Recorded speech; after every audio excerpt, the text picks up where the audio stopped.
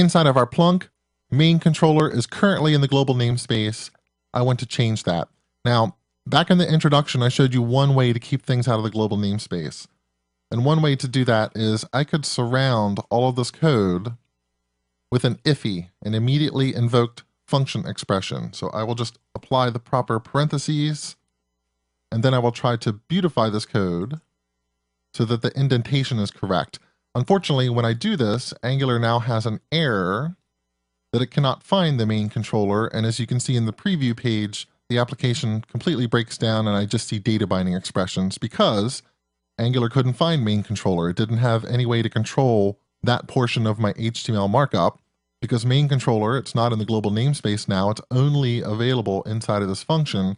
If I want Angular to be able to use this controller, I'm going to need to create a module. I'm going to need to stick this controller in the module. So let me do this starting backwards. I'll go in my index.html into my view and I'll say that the ng app to use will be something called GitHub Viewer. And now Angular will probably complain that it doesn't know what GitHub Viewer is. That's because I haven't created the module yet. But at least I know that Angular is looking for that module. So back in script.js, let me create this module definition. I'll put it here at the top. Now, many people, when they're working with Angular applications, what they will do is keep each component that they write in a separate .js file. So if I'm defining a module for my application, I might put that in a JS file called app.js. And I would put main controller in main controller.js. And then a second controller that I create goes in second controller.js. And this works out really well for development because we don't want all of our JavaScript code inside of one file. It can be thousands and thousands of lines. Instead, we break our JavaScript into separate files and each file has an individual component. But I'm just going to create the module in the same file as my controller just to keep things a little bit simple. And later in the course, we'll use multiple JavaScript files. So I will assign angular.module to a variable called app, and you can call that variable whatever you want. The name of the module is GitHub Viewer. And then it's very important to pass that second parameter, which is an empty array, because otherwise you won't be defining a module. Instead, you would be asking Angular to get a reference to a module called GitHub Viewer, and that would only work if someone else had defined GitHub Viewer. Here we have to define GitHub Viewer. And now that I've created the module, I register my controller in the module. I do that by saying, dear application, here is a controller named main controller, and here is the function to use when such a controller's services are required. And you notice as soon as I do that, the preview window refreshes, everything is working again, and we don't have any errors. So you can see that working with modules is very simple and also a good practice because it does keep that global namespace clear.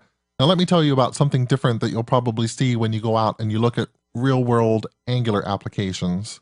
And that is that most of them do not use the syntax where they just pass in main controller to this controller method.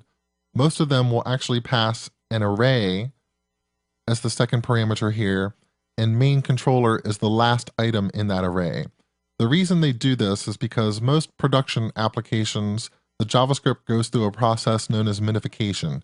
And if you've ever worked with a minifier before, you know that the minifier's job is to make the JavaScript code as small as possible so we have a smaller download to give to the person who is viewing our web page. The page will load quicker. And the minifier makes the JavaScript smaller because it strips out unneeded white space. It will also change the names of local function arguments. So $scope might turn into the letter N because then instead of using 6 characters, we're only using a single character everywhere that we reference scope. So this would become n.user and n.error and n.message.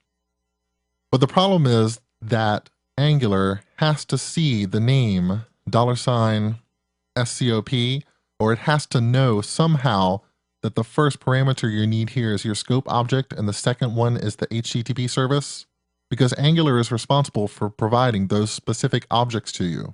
And one way to tell Angular about that and still run a minifier that can change the names willy-nilly is to, when you register the controller, you pass in the parameters that it is going to require. So here I am telling Angular that when you create the main controller, it's going to need 2 parameters, scope and HTTP, so pass those in here regardless of what those actual function argument names are. So not something we have to worry about in this course. This is just a little note to let you know when you move to production someday in the future and you go to minify your files and everything starts breaking, it's probably because you need to come back and tell Angular more explicitly about the dependencies that things like your controllers need.